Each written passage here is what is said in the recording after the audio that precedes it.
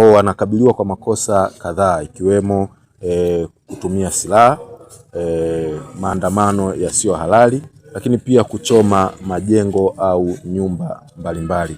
Ya jopo la mawakili ambao wapo kwenye kesi ya Kaunya na wenzake, kesi namba 21 ya mwaka 2026. Niko mimi pamoja na Alex Masaba na Alois Kajitanus kwa siku ya leo, yani kwa maana ya tarehe 13 mwezi wa 3 mwaka 2026.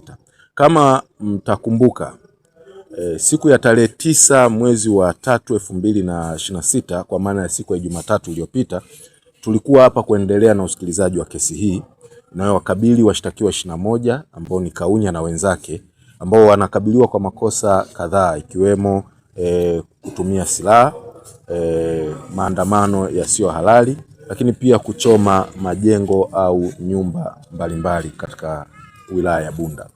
Sasa kesi hii leo ilikuwa inakuja kuendelea, na kama mtakumbuka tulitoa briefing tarehe 9 mwezi wa 3 kwamba leo tungekuja kuendelea, na upande wa jamhuri walitakiwa kuleta mashahidi wa kutosha ili tuweze kuendelea kwa muda mrefu, kwa sababu mahakama iliweka kesi hii tu kwa siku ya leo, na ilikuwa sio tu inaendelea leo, lakini pia itakiwa kuendelea tena tarehe 16 na 17. Kwa hiyo tulikuwa na siku 3 ambazo zilikuwa zinaanzia leo.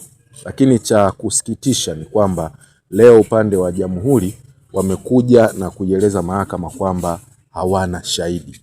Yaani katika kesi ambayo ina mashahidi 41 na mashahidi ambao kimsingi ukisoma nyaraka za kesi mashahidi wengi wanatoka katika wilaya hii ya Bunda, wako 41. Leo jamhuri imekosa shahidi, na sio kusema kesi iliahirishwa jana. Kesi hii imeahirishwa tangu Jumatatu. Kwa hiyo kulikuwa na muda wa kutosha kujiandaa mpaka kufika leo Ijumaa, tangu Jumatatu mpaka leo Ijumaa, kuandaa mashahidi na kuja kuendelea. Lakini tunasikitika kwamba upande wa jamhuri leo wamesema hawana shahidi, na hivyo mahakama imetoa amri kwamba tutaendelea tarehe 16 na 17, kwa maana ya siku ya Jumatatu ijayo na Jumanne ijayo, na wamesisitiziwa kuleta mashahidi. Sasa nitoe rai kwa jamhuri. Kesi hii ni ya watu ambao wamo ndani, kwa sababu ni kesi ambayo haina dhamana.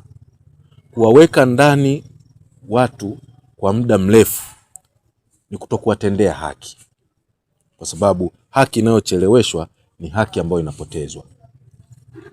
Hauwezi kawaweka watu ndani kwa muda mrefu wakati kesi yenyewe haina mashiko. Walete mashahidi, na kama wanaona hakuna mashahidi waifute, watu watoke, wawe huru, waweze kuendelea na familia zao na shughuli zao za kila siku. Asante.